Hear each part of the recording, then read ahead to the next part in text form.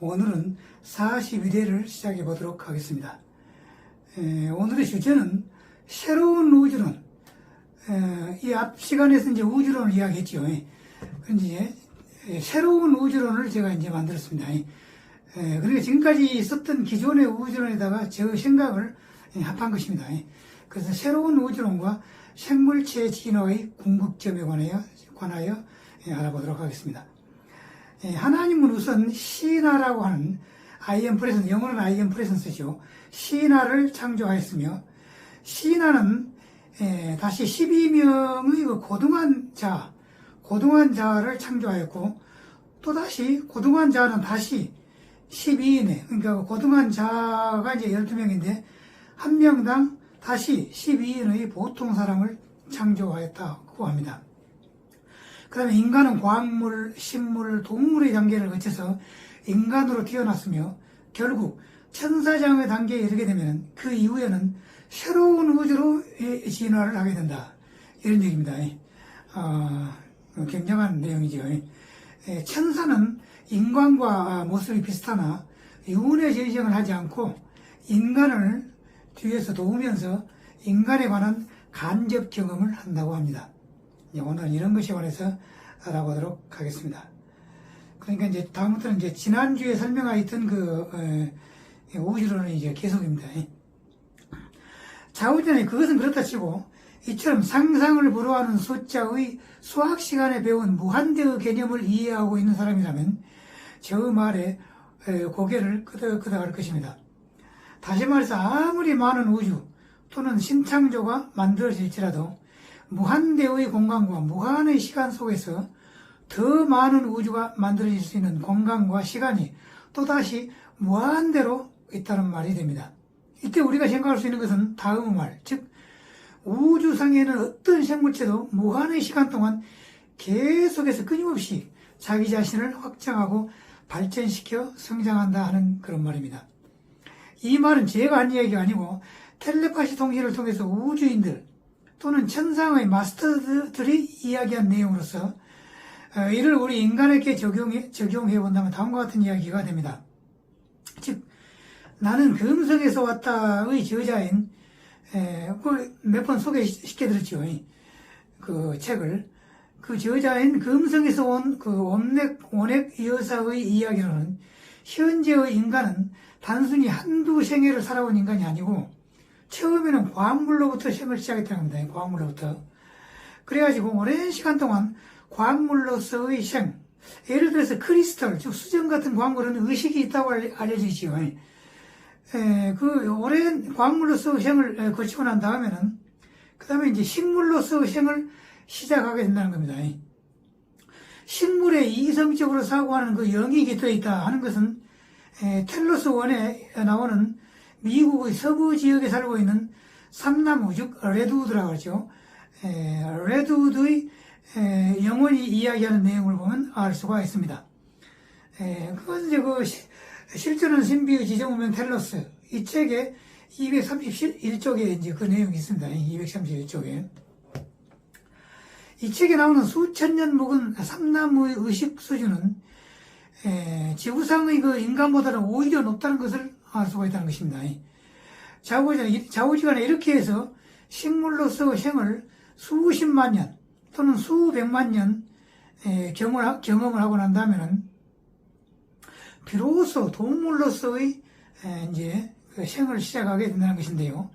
동물도 여러 단계가 있어가지고 곤충으로부터 시작해가지고 인간과 비슷한 오랑우탕, 고릴라, 침팬지 같은 인간 직전의 최종 단계까지 올라간다는 겁니다. 쭉, 동물도. 그래가지고 수백만 년, 동물로서 수백만 년 또는 수천만 년 동물로서 진화를 계속한다는 겁니다. 그래가지고 이제 최종 단계로서 인간으로 진화를 하게 된다. 이런 얘기입니다. 이 인간 진화의 종점은 어디냐 하는 겁니다. 그러니까 이제 이 사고 여행, 이 생각의 여행을 하기에 앞서서 식물이나 동물에 영이 깃들어 있다 하는 것은 현재 사람들의 의식 수준이 상당히 높아져서 어느 정도는 인식하고 있다고 합니다.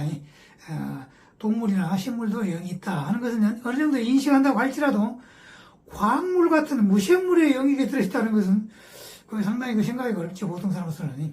원래 이해가 가지 않은 측면도 있으나, 제가 이 책 여러 군데서 이해에 관해서 논했기 때문에, 저희 그 강의를 주의 깊게 들은 사람은 어느 정도인지 이해를 하고 있다, 이렇게 생각할 수가 있겠습니다.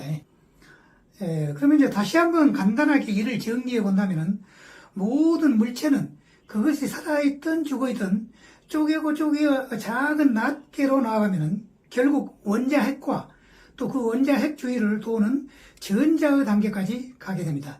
우리가 이제 그 학교 다닐 때 화학 시간에 이제 배웠죠.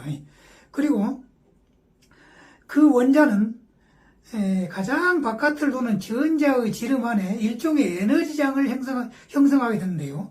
이 에너지장이야말로 일종의 살아있는 의식체이며, 단 연구가인 홍태수님의 이론에 의한다면 이 에너지야말로 일종의 신이라고 말하고 있으며, 따라서 모든 사물에는, 그러니까 생물이고 무생물이고 모든 사물에는 하나의 의식체인 신이 깃들어 있다 하는 것입니다. 그래야 무생물이긴 하나, 하나의 돌이나 바위에도 신이 있으며, 또 바위와 흙의 집합체인 산에도 신이 깃들어 있으며, 산의 집합체인 산맥에도 신이 있다는 것입니다. 그래서 앞의 것은 산신이 될 것이고 뒤의 것은 산맥신이 될 것입니다. 물에도 역시 신이 있으며, 작게는 연못신, 호수신, 그리고 크게는 강신, 바다의 신인 용왕신이 있으며, 추상적인 면적의 단위인 면에는 면신, 군에는 군신, 그리고 도에는 도신, 그리고 한 나라에는 민족신이 있으며, 또 문인에는 문신, 그리고 무인에는 무신이 있으며, 그러니까 무신, 그럼 예를 들어서 관원장 같으면 관원장을 신으로 모셔가지고 관원장 그 사당이 부르죠.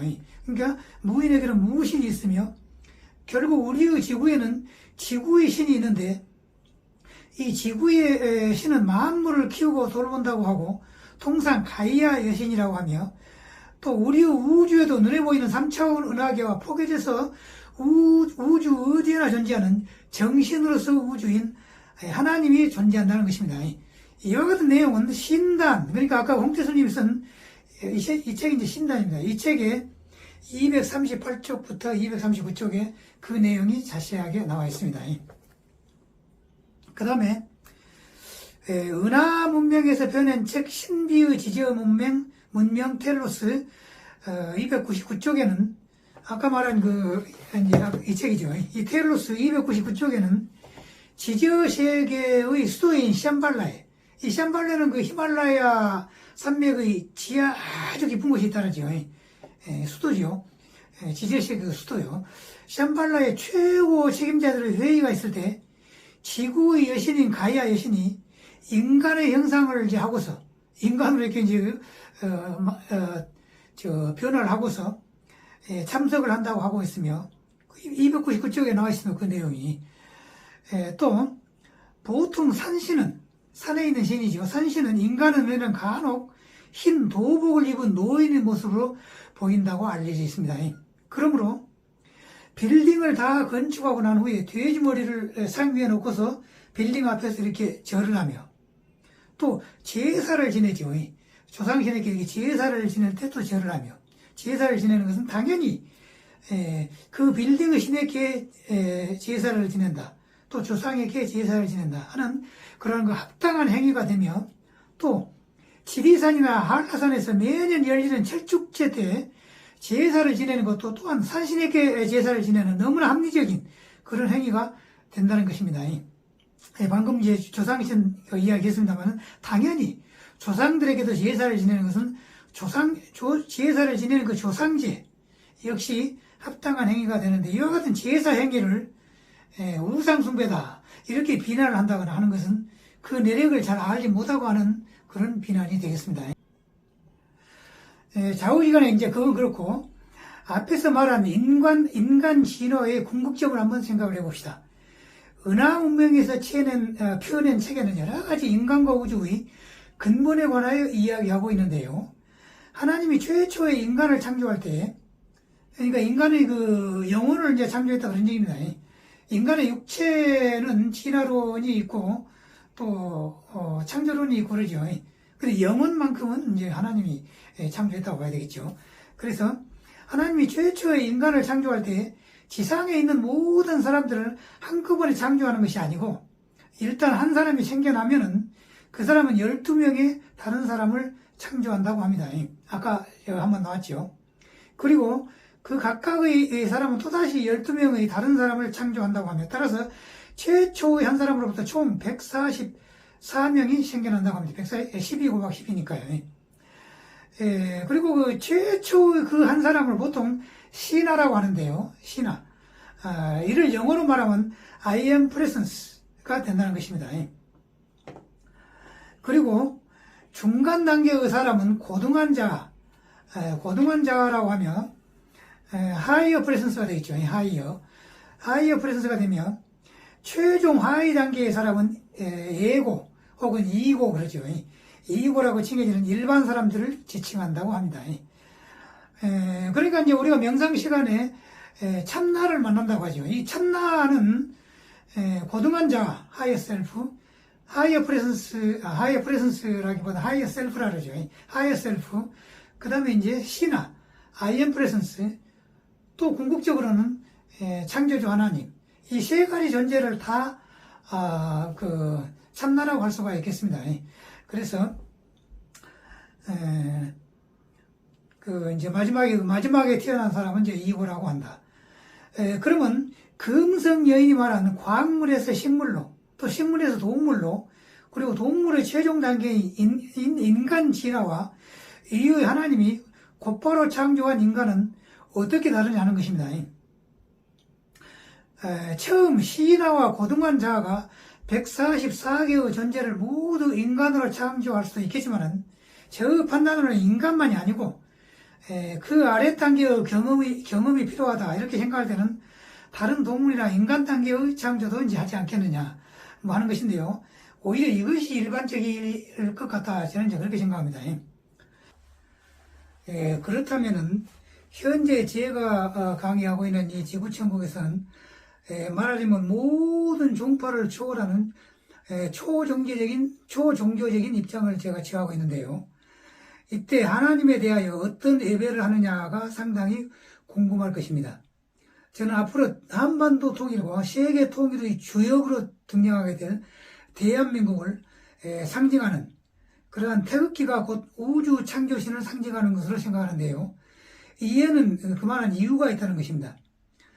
즉 은하문명에서 출판된 책 한민족의 비밀과 사명, 이제 이 책이 그 책이죠. 과거에 제가 몇 번 소개드렸죠.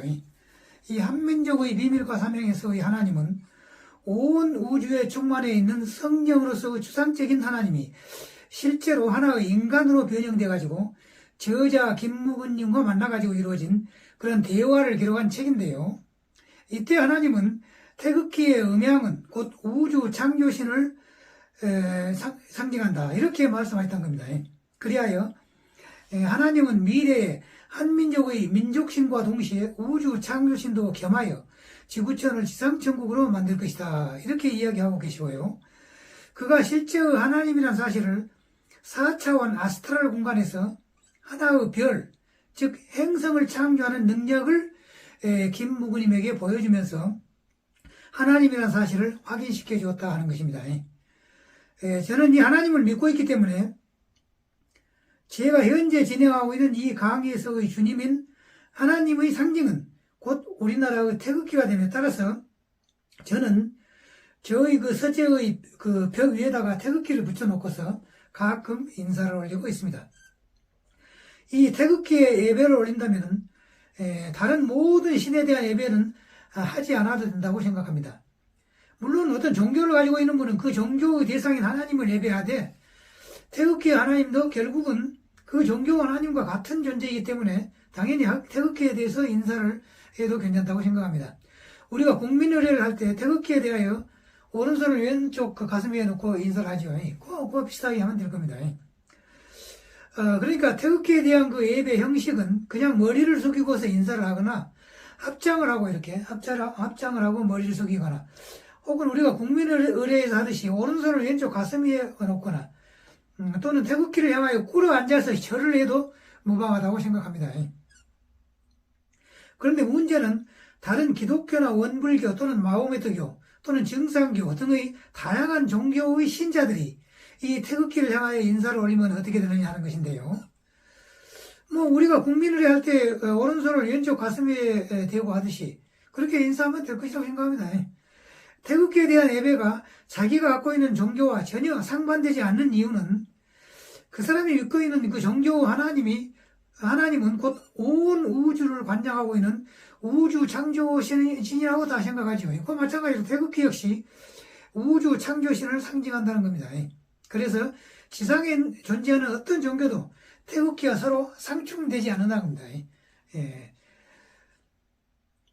또한 책 한민족의 비밀과 사명에서는 지구촌에서 미국이 가장 중요한 나라이고 특히 한국이 일본의 손아귀에서 벗어나게 해준 그런 결정적인 역할을 한 나라가 미국이기 때문에 미래 대한민국이 국민의례를 할 때는 이제 지금이 아니고 미래입니다.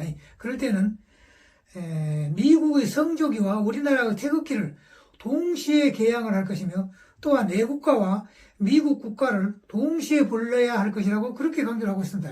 이쪽에서 그렇게 하나님께서 말하고 있어요. 또한 한국과 그 미국 그리고 세계의 여러 나라들이 힘을 합하여 세계 단일 통일 연방 국가로 된다면 세계의 모든 나라에서 국민들을 향할 때 우리나라의 태극기와 그 나라의 그 국기를 동시에 개양하게 될 것이다. 이렇게 말씀하고 계신다는 겁니다. 그런데 이때 그 나라의 국가와 우리나라의 애국가를 동시에 부를 것인가 하는 것인데요. 이에 대해서는 하나님은 별 말씀이 없다는 겁니다. 그렇기 때문에 동시에 부르든가 그냥 그 나라의 국가만 부르든가 그것은 자유롭게 하면 될 것이라고 생각합니다. 다만 국기를 개양할 때는 우리나라의 태극기와 그 나라의 국기를 동시에 개양을 하면 됩니다. 앞으로 이제 세계 통일 연방 국가가 된 이후의 일입니다. 상당한 시간이 지나야 되겠죠. 그럼 아까 말한 우주에 있는 어떤 존재라도 무한한 시간 동안 계속해서 더 높이, 더 크게 발전과 진화를 한다 하는 이론과 의의 그 인간 진화를 이제 합해본다면은 지금까지 아무도 생각하지 못했던 제 생각으로는 이제 지금 제가 이제 말씀드리려고 하는 내용은 지구상의 인간으로서는 아마 지구상의 그 주민들로서는 생각한 사람이 아마 없을 걸로 생각합니다. 그런데 누구도 생각해보지 못한 그런 결론을 도출해낼 수가 있게 됩니다. 그 첫째 단계는 우리 우주에서 궁극적으로 도달할 수 있는 최종적인 단계인 천사장의 단계입니다. 이것은 이제 우리가 생각할 수 있죠. 그러니까 위의 신하나 천사 또는 천사장 같은 존재는 하나님이 곧바로 창조한 존재가 됩니다.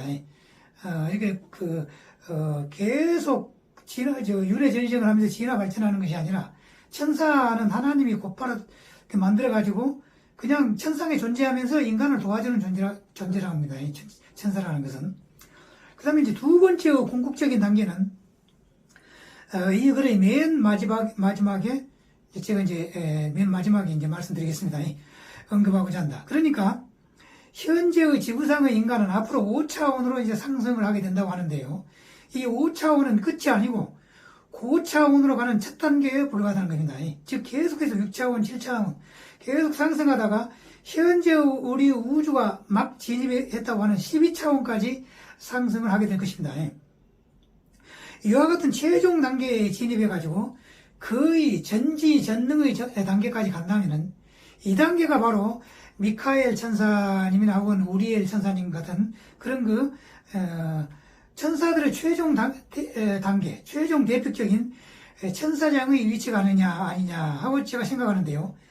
현재 예수 그리스도나 석가모니 같은 존재는 아마도 7차원이나 8차원 혹은 9차원 정도의 경지에 도달하지 않겠냐. 그렇게 저는 판단하고 있습니다. 공자님도 마찬가지입니다. 그 다음에, 그럼, 미카엘 천사 같은 우리가 생각조차 할 수 없는 높은 단계가 최종 단계일까? 근데 그렇지 않다는 겁니다. 아까 말한 우주 만물의 진화의 여정은 끝이 없다 하는 점에 주목할 필요가 있습니다. 이를 논하기 전에 하나님이 최초로 인간 형상을 창조할 때 두 가지 종류의 인간을 창조했다는 것부터 살펴봅시다. 최근에 은하 문명에서 펴낸 책 성모 메시지 1을 읽어보면은 이것이 이제 성모 메시지라는 책입니다. 성모 마리아가 텔레파시 통신을 통해 가지고 그 이제 영매에게 통신을 해주면은 그 영매가 그걸 받아가지고 써서 책으로 만든 그 책이 바로 이 성모 메시지라는 책입니다.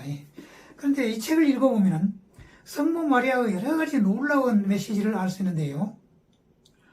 이 중에는 인간과 천사의 관계에 관한 이야기가 있습니다.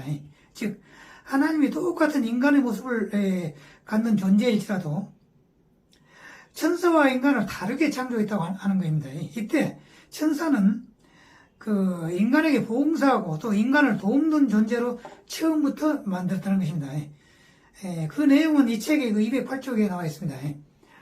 사실 여러 가지 영성 관련 책자를 읽어볼 때 5차원, 6차원, 7차원 등등의 한 인간이 높은 단계로 진화해 나갈 때 높은 단계에 갈수록 그는 영적인 파워, 즉 영적인 힘, 즉 염력이 커지기 때문에 선하고 자비로운 존재가 될 수밖에 없으며 천사 단계에서 가령 악한 존재가 된다면 그 큰 염력 때문에 이 우주는 파괴의 방향으로 갈 수밖에 없다는 겁니다. 그래서 천사들의 가장 부드러운 특징이 바로 선하고 착한 마음을 갖고 있다 하는 것입니다. 다만 천사는 우리 인간처럼 육은의 전생을 하지 않고 천상에서 인간들의 경험을 간접적으로 갖게 되는 것이 우리 인간과는 다른 점이라고 하겠습니다. 천사의 외모와 같은 다른 하나의 존재, 그 존재가 바로 우리 인간들이라 하는 겁니다. 그러니까 외모는 천사나 이제 인간들은 이제 거의 비슷한데, 단지 이제 천사에는 그 날개를 가진 천사가 있고, 또 날개가 없는 천사가 있고, 이제 그런다고 합니다. 자, 여기까지 대충 여러 가지 이야기를 마치고, 마지막으로, 인간의 궁극적인 진화의 최종 단계를 한번 생각해 봅시다. 그러니까, 다음의 여러 가지 사항을 고려해가지고, 인간 진화의 궁극적 도달점을 한번 추리를 해봅시다. 그러니까 마치 고차 방정식을 푸는 것 같은데요. 논리적인 추리로서 가능한 일이라고 생각합니다. 첫째로 우주는 아까 말한 그 신창조, 우루주, 아까가 아니라 그죠? 앞에서 이야기했죠. 신창조, 우루주, 그리고 궁극적으로는 중심 우주로 계속해서 진화를 해나간다. 우주가요. 그 다음에 두 번째로 우주뿐만 아니라 우주상에 있는 모든 생물체는 끝없이 자신을 확장하고 보다 높은 단계로 진화를 해나간다. 그 다음에 세 번째는 생물체의 최상위에 위치하는 그 인간은 보통의 인간과 인간보다 높은 차원에서 인간의 진화를 돕는 천사인간의 두 가지 부류가 있다. 그 다음에 네 번째는 우주의 구조는 프랙탈 구조, 즉 같은 형태가 계속해서 반복적으로 되풀이돼 가지고 더욱더 커진다. 그 규모가 향상되고 커진다 하는 거. 그 다음에 다섯 번째로 인간은 소우주, 즉 하나님 또는 창조 속성을 그대로 가지고 있다. 인간도.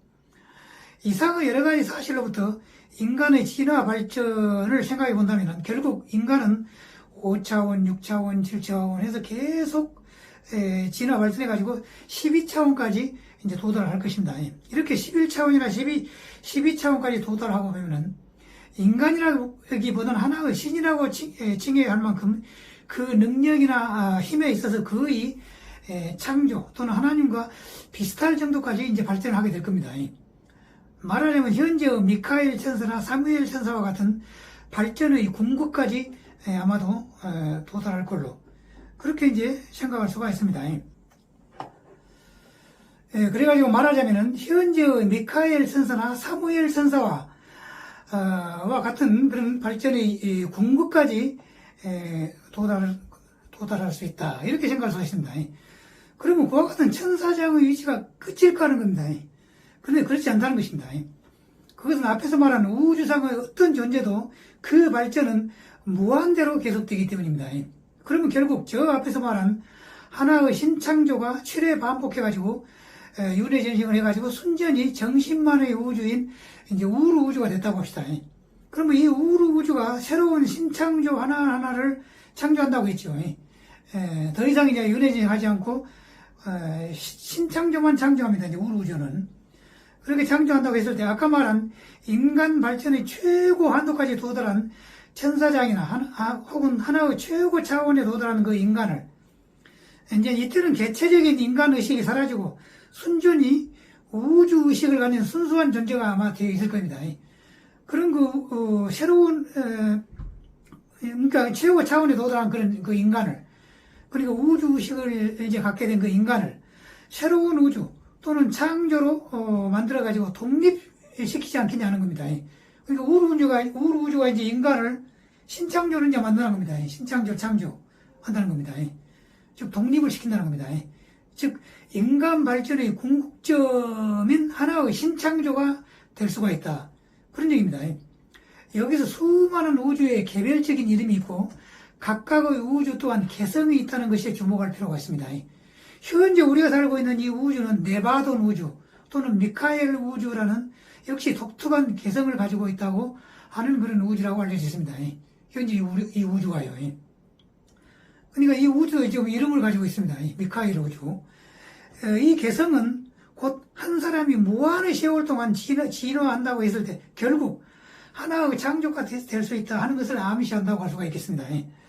하나의 사람의 나이가 311조 년이고 크기가 너무나 엄청나가지고 생각하기조차 어려우며 그 창조 능력이 엄청나서 별과 은하계 그리고 모든 생물체를 만들어낼 수 있는 창조 또는 하나님이 대단히 당신